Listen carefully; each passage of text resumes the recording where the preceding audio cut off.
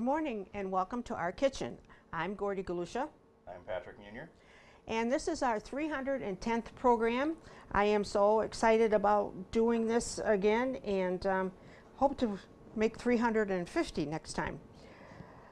Today we are going to be making a stir fry, and for dessert I'm going to be making a Swedish apple pie. Now I'm going to start with my Swedish apple pie that I'm going to be making today.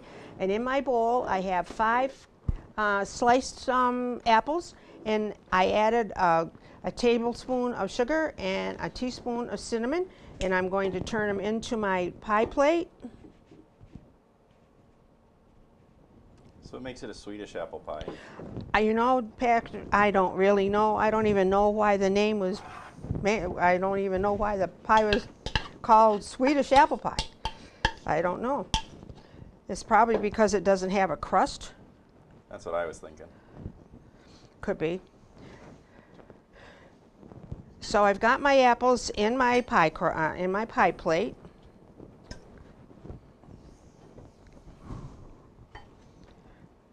And this is what it looks like when I have the apples. No, I need this.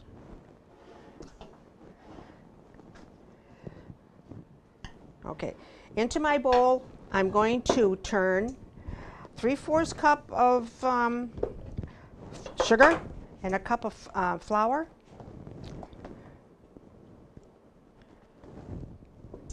And I have 3/4 cup of butter melted. Going to put it on my flour. And I'm going to mix this flour mixture up so it's crumbly, and this is what it looks like. I don't know if anybody can see, if you can see it, but this is what it looks like.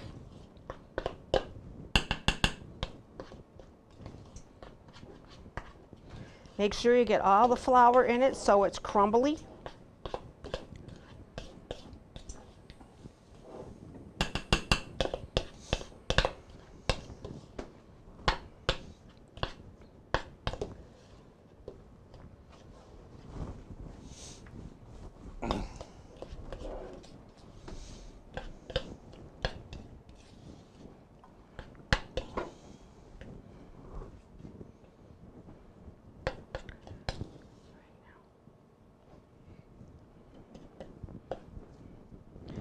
Okay, this is what the crumble mix looks like, and I'm going to take my hand and I'm going to sprinkle this all over the top of my pie.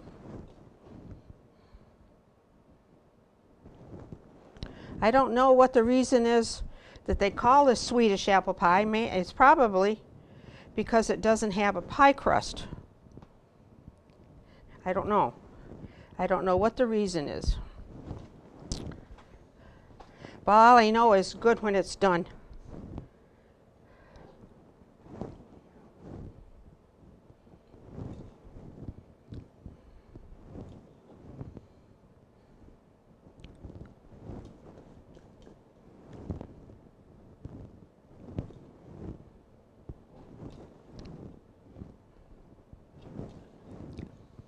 This is the last of my crumble.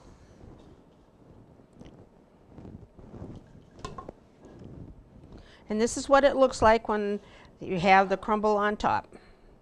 And now I'm going to put it into a 350-degree oven to bake for 45 minutes. And we're going to take a break. So we're going to get started with the Cantonese black pepper beef. Prep for this actually started last night, where we made a marinade for our steak. We're using flank steak today. You can use a skirt steak, slice it thin against the grain. We made a marinade with salt, sugar, ground pepper, Shaoxing cooking wine, soy sauce, a neutral oil, and cornstarch.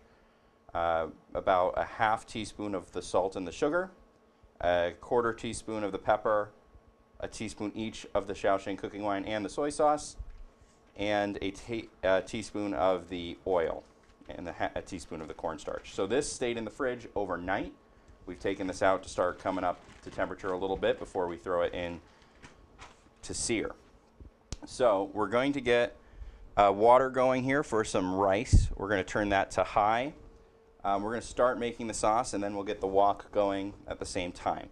So this is a pretty simple dish. Really, we're going to start with an aromatic base of shallot and garlic that we have already pre-sliced. We're going to add in some peppers and onions as we go. And then we'll take that out. We're going to put in the beef. We're going to let the beef sear. We don't want it to cook all the way through. We just want some crispy chunks for when we're eating. And then we'll toss in everything together with the sauce and a cornstarch slurry. Mix it together, and then it's done. It's going to go quick. So to keep things simple, we're going to do the sauce first, and then we'll heat the wok because it'll go faster after that. So for the sauce, we're going to cheat a little bit. We're going to use Lee-Kum-Kee black pepper sauce. You can get this on Amazon. They don't sell it at local grocery stores here in Dalton, but you can get it off as Amazon. They come in 3 packs. And that's going to serve as the base for our sauce today. So I'm going to use measurements in grams. I'm going to put 100 grams in for the pepper sauce. And that's about that. We are going to add some chili oil or chili sauce with fermented soybean. This as well you're going to have to get from an Asian grocer or on Amazon. Asian grocers locally, you have the option of up in Albany, we have one, or you can get it through a online delivery service like Weee, W-E-E-E. They'll deliver right to your home as an online grocer. So we're going to put about 20 grams of this in. This is going to add some heat to it. This is a slightly spicy dish, not too much, but it does have a little bit of heat. Okay. Once that's in, we're going to add an equal part of soy sauce, another 20 grams.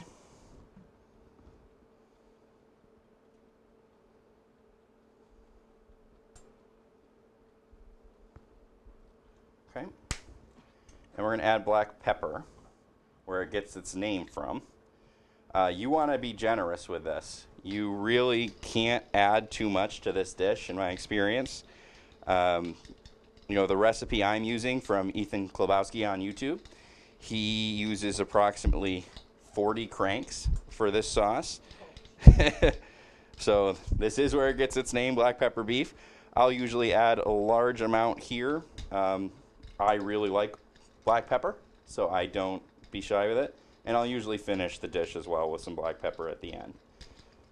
Fresh ground is best here. You can certainly use pre-ground from the store, but fresh ground is going to give you a sharper flavor in your dish. And then you're just going to use onion powder, garlic powder. You don't need a lot of this, just enough for taste here. Recipe only calls for a sprinkle.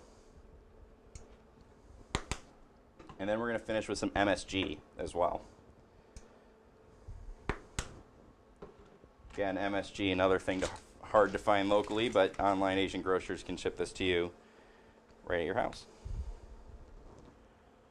We don't put salt in the dish. Folks will probably notice that's missing. The MSG is going to help with that a little bit, and the soy sauce is already a natural salty base. So we're going to mix that up. We are going to start turning our wok to high, and we're going to put in a little more than a tablespoon of a neutral oil. I'm using vegetable oil today. That's what I used in the marinade as well. You just want enough to essentially coat the bottom and get really hot. You're doing this on high as your stovetop can go. I'm going to swirl it around, really try to coat the pan in the oil. Finish stirring up our sauce here. You can see it's a deep red color. This is probably going to make more than enough for one serving. So you can always save this, use this. This is a great and easy weeknight dish. Really, I did the marinade overnight. You only need 2 to 4 hours for it. I've done it as low as 30 minutes and it's fine. So it's really your preference. Keep the sauce, use it on a weeknight. This takes 10 minutes to throw together once everything's together. So we want the oil to get ripping hot. We're going to get this smoking. And then we're going to toss in the aromatics first. So I have a shallot that I've cut up, just one, and a garlic clove that I've put through a garlic press. You can make these as fine as you want. It's really a matter of preference. And you can use any aromatics you want, right? I'm using garlic and shallot. You could just use garlic. You could just use an onion. It really doesn't matter. You're just trying to get something in the dish as a base to help flavor that oil, really. So we're going to let that oil come up to temperature.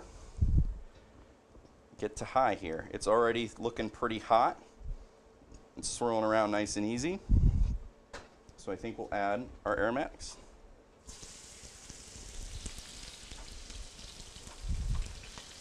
We're only going to let this go for about 45 seconds. We don't want the garlic to burn. And then we're going to toss in, I have green, red peppers and onions. You can use, again, any sort of veggie here. You don't even have to use peppers. But some sort of veg. Chinese broccoli is a good substitute as well. One of my favorites. We want to keep this moving as much as possible to prevent this from burning. So the garlic is already pretty crispy. I'm going to toss in the rest of the veg.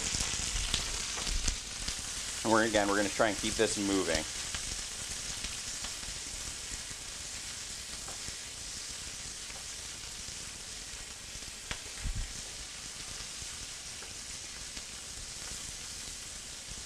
We want to cook this all the way through at this stage. We want the veggies to be a little bit soft. Some snap is still okay. It's kind of a user preference, whichever you really like more. I like mine to be a little soft, so I'm going to cook mine just a little bit longer. But really do keep this thing moving, right? If you leave it on the bottom, it is going to catch, and it's going to crisp up and burn, and that's not what you want. So when you're cooking at this high of heat, you really want to keep this thing moving so that you're not introducing the opportunity for it to burn.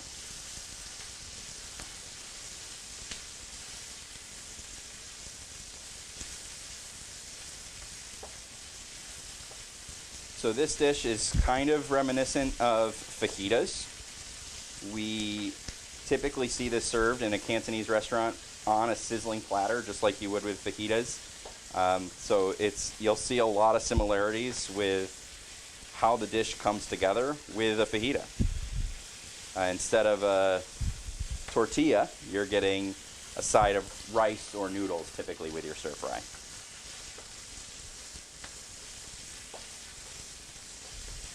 So we're starting to see some char on the veg. It's getting nicely cooked down. I'm going to give it about another couple seconds here. I'm going to take that out and I'm going to put it on a side plate. And then once that is done, we're going to put in the beef. We're going to break the rule. We're going to leave the beef untouched for 2 minutes on the high heat. The reason for that is we are trying to get char on the beef. We want it to be really crispy. It's part of the reason we put in some of the ingredients in the marinade we did, like sugar and cornstarch. It's going to provide a nice crispy bite when we get to the actual finished product. All right, so I'm going to take this out, put this into a side plate. Don't leave anything in there or it will burn. You don't want that on your final dish here. So back onto the heat it goes. We're going to want another quick splash of oil.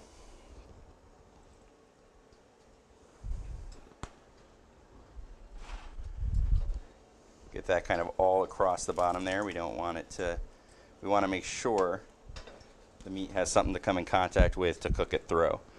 I'm actually going to add just a little bit more. You're almost deep frying the beef a little bit. So we're going to take that out of the marinade here, and we're just going to dump that right into the oil.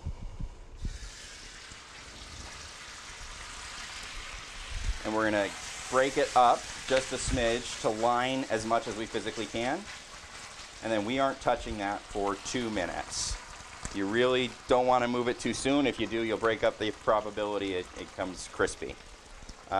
In the meantime, I got boiling water going for the rice, so I'm going to toss in rice.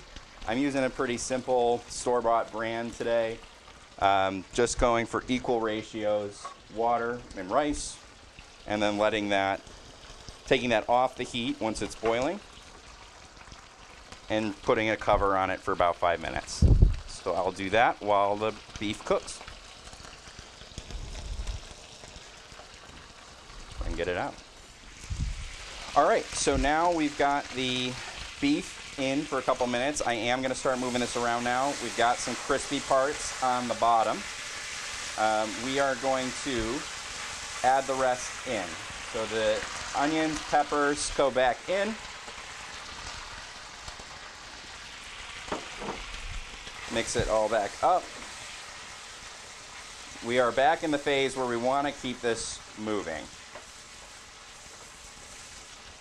So next, we're going to add the sauce back in.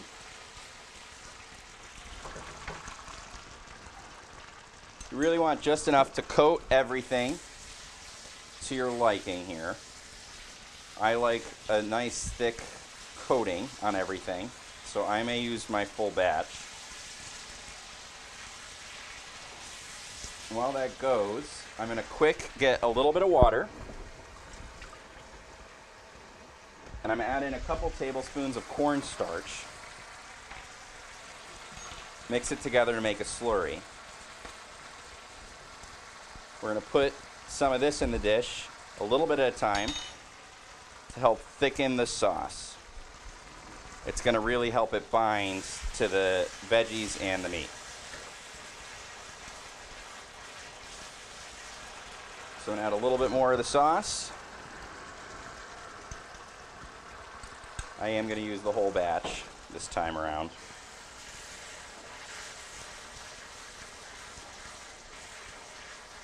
Keep that moving. You can start to see it's almost glazing everything on here, right? It's really looking sticky, glossy. That's what you want. That's what the cornstarch slurry is doing for you. It's kind of bringing it all together, giving you a nice glaze without having a runny sauce. So we're going to let this go just another couple seconds here. Really let it finish cooking up. Everything's looking very good on this. And then I'm going to cut the heat. I'm going to take the same plate we had from earlier, and I'm going to take this off, put it right in.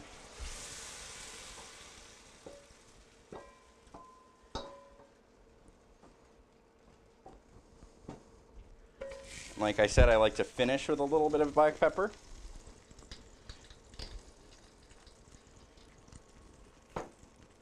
And that's the dish.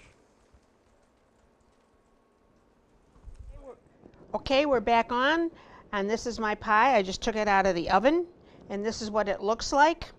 Instead of a crust, I made a crumble, and I hope everybody would try this. It'll be a good, easy pie to make for Thanksgiving, and you can have a little ice cream or whipped cream on it. And when we come back from our break, we will be at our table. Hi everyone, we are back at our table, and this is program 310, and Patrick is going to... What'd you make today? Oh, today we made stir fry and Swedish apple pie, and Patrick is going to talk about his entree. All right, welcome back. So we made today some Cantonese black pepper beef as a stir fry.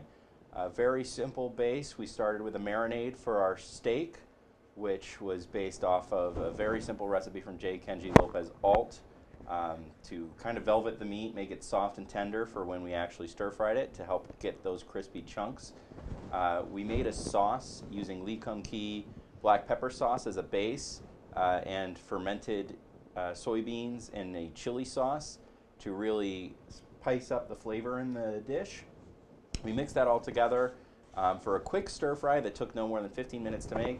It's a great weeknight option for cooking. Just have that sauce around the house in advance and you're good to go. Okay, today I made a Swedish apple pie, and it is a good recipe for Christmas if you would like to try it, or Thanksgiving. It's a good pie for any dessert company or just a picnic or anything, any old kind of dessert time. But what I put in it was 4 to 5 peeled apples and I sliced them, and I sprinkled them with a tablespoon of sugar and a teaspoon of cinnamon. And after I got that done, I put it in my pie plate, and I took 3/4 cup of melted butter, a cup of sugar, and a cup of flour, and I mixed them all together and I made a sort of like a crumble. It doesn't have a crust, it has a crumble, you know, a crumble of sugar and flour. If you would like any of these recipes, please send a self-addressed stamped envelope to 151 Park Avenue, Dalton, Mass. 01226. And that is all from our kitchen today. Please have a great day and tune again.